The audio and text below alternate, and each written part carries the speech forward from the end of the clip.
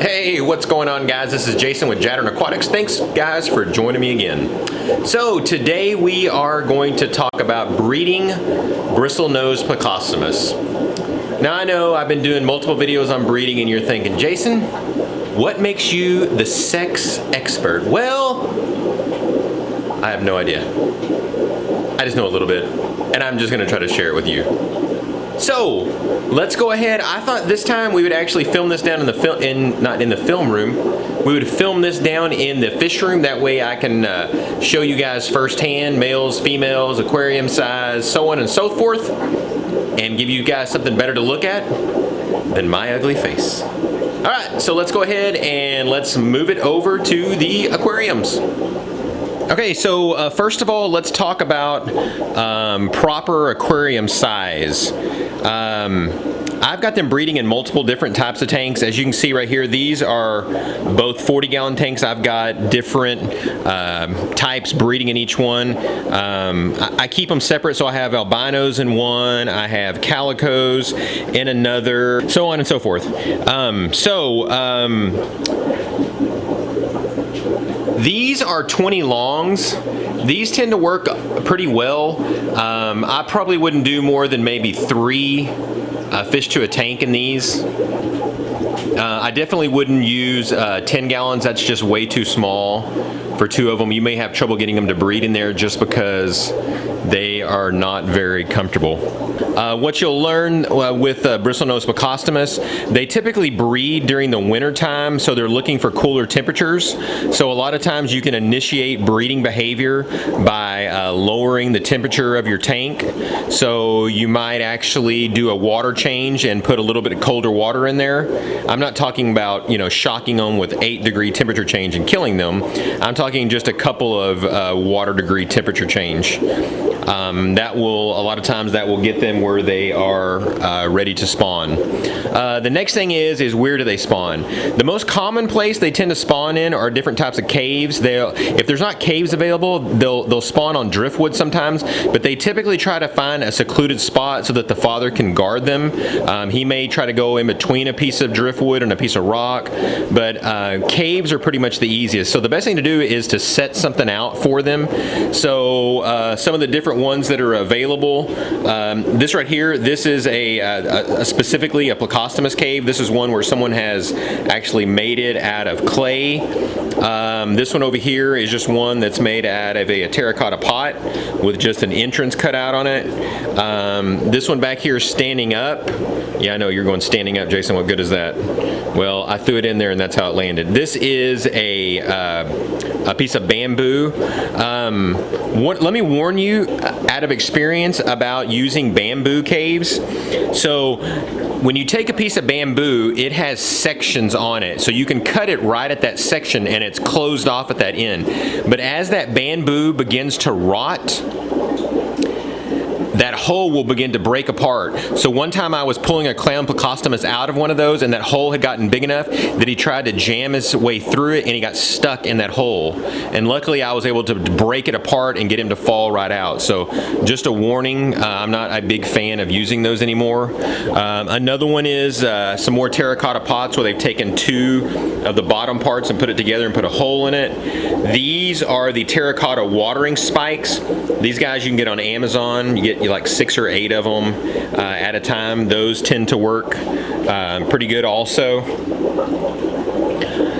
Some people will take a slate and take and make a bunch of caves at one time out of multiple pieces of slate. That way if you've got multiple breeding pairs, that's probably one of the most common setups you'll see where people that are seriously breeding all types of Plecostomus.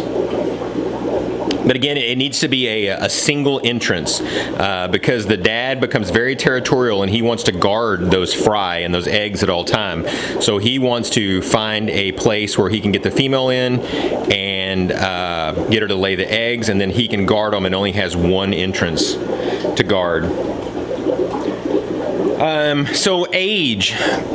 Typically, they're going to need to be about a year to a year and a half old, probably about 3 inches long. The people that have the problems with breeding bristlenose is usually because the ones that they're trying to breed, they're just not old enough.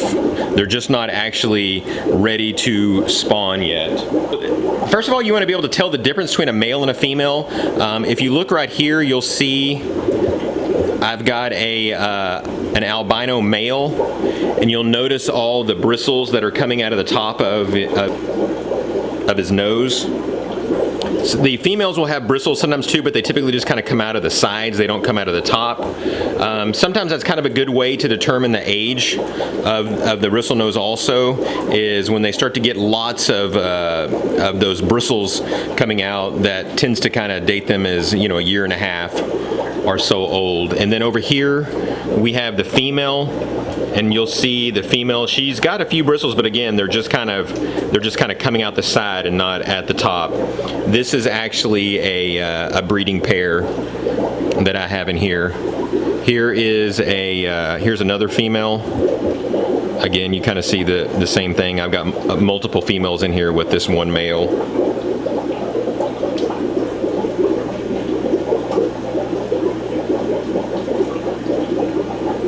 Now, you can do it like this. You can have multiple females to one male. In fact, if you have a male that is sitting on eggs, sometimes you'll have multiple females that'll lay in that cave, so that male is guarding multiple sets of eggs.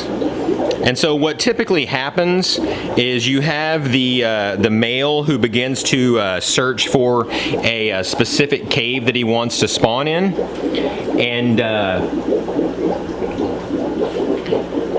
he'll begin to go around and kind of search out, and he'll kind of clean around that cave. And then when he's finally ready, he will pull in a female. He'll begin to lure her into the cave.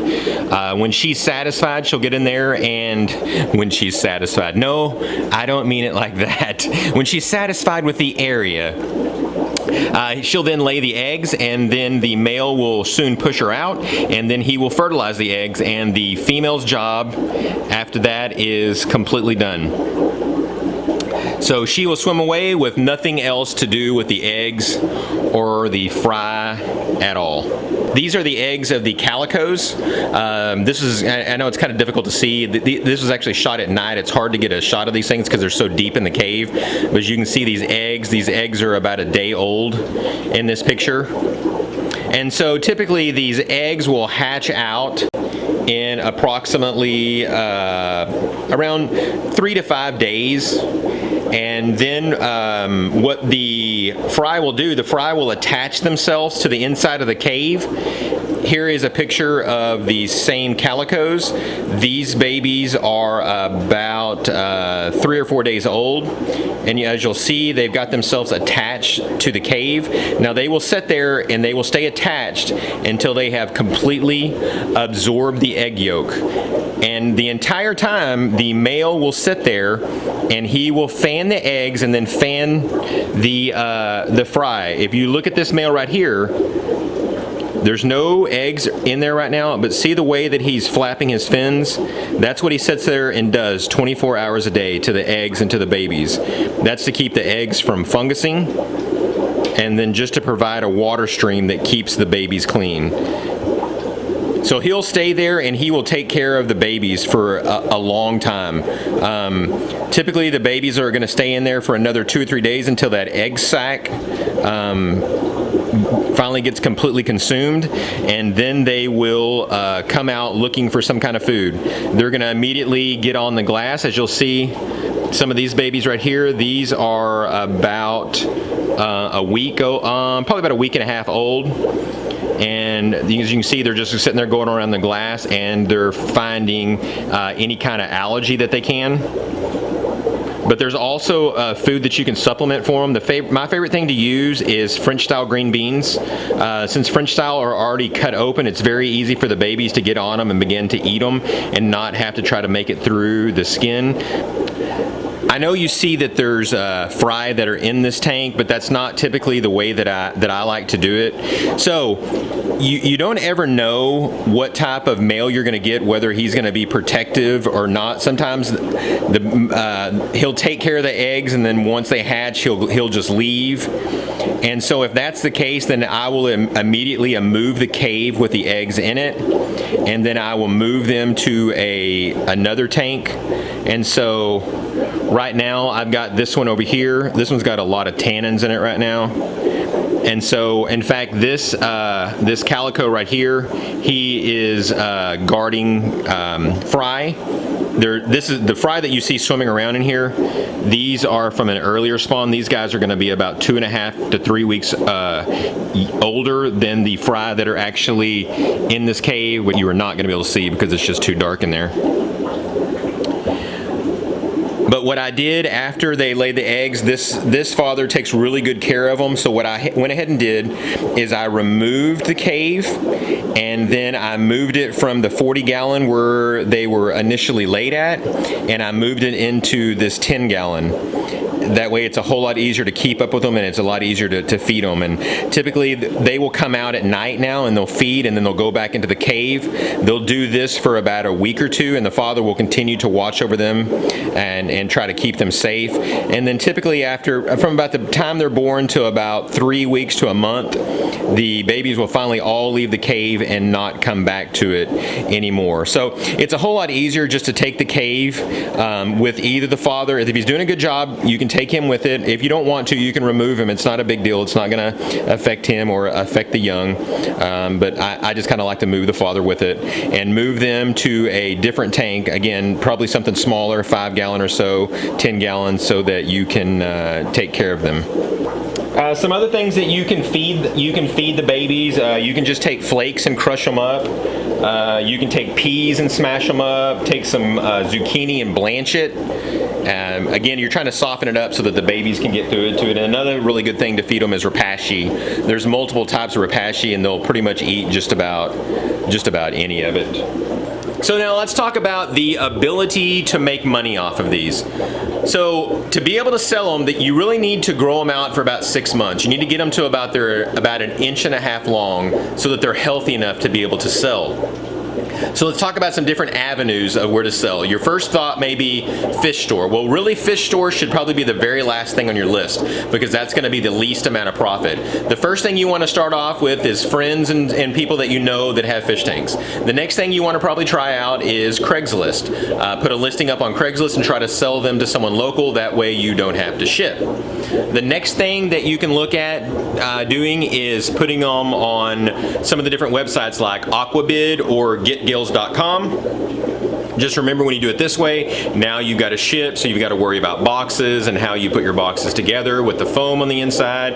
If it's too hot, you got to have a cooling pack. If it's too cold, then you have to have a heat pack. The next place that you should look to sell them at is your local club. Try to find your local clubs. Now, you may find your club that seems to be an only cichlid club, but contact them because typically at their swap meets and at their auctions, you can bring just about any kind of fish there. So that's a great place to also put them also. Depending on how many people show up. If you go to an auction and there's not a big turnout, you're not going to get very much. So that's the risk that you run listing them in an auction. Alright, so I hope I covered everything that I can possibly imagine about breeding Plecostomus. If you guys have a question, be sure and leave it below. If you guys have some other things that you do to get yours to breed or taking care of the fry, be sure and leave that down below. I'd love to be able to hear from you guys so that we can share the knowledge that everyone has. So thanks again, guys, for stopping by, and God bless.